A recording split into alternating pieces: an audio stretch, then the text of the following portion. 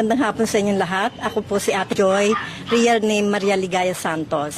Nagpapasalamat ako kay Ate Sara dahil tinugunan niya agad yung aming request. Bilang advisor of the group, nagpapasalamat ako dahil kare-request ko lang sa kanya talagang pinagbigyan agad ang pangangailangan namin. Kami ang Okay Kayo Zumba Group kasi, hindi lang kami basta nagsusumba dito sa lugar namin. Tumutulong din kami sa barangay and city government na magbaba ng mga projects. Kaya napakarami naming event. Nangyayari kasi yung napakahirap manghiram ng mga upuan, ng mga chairs. Minsan inaabot kami ng ulan, wala kaming tent. So, nakakalaman ko na may kandidato for mayor pa.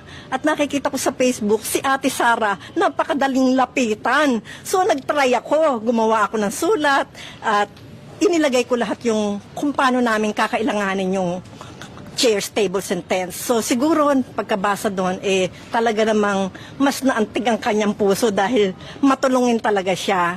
So nagpapasalamat akong muli dahil napakalaking tulong nito para sa amin. Hindi na kami manghihiram pa.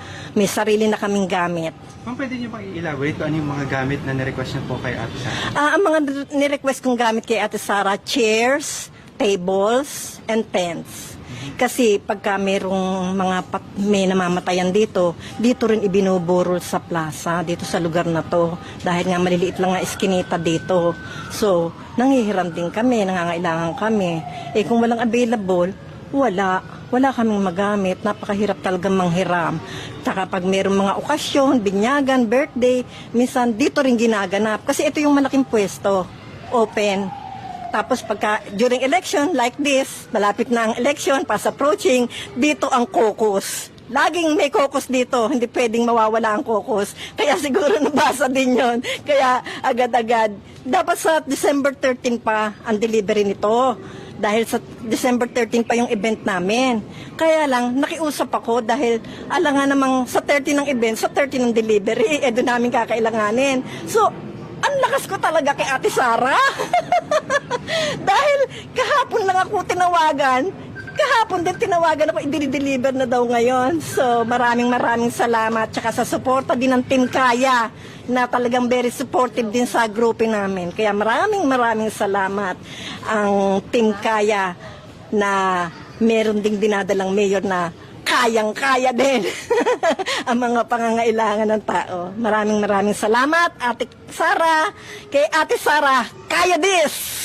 Maraming salamat po. Maraming salamat po sa inyo. Ito nga po yung mga kagamitang binahagi ng Team Sara o ng St. Gerard's Construction Charity.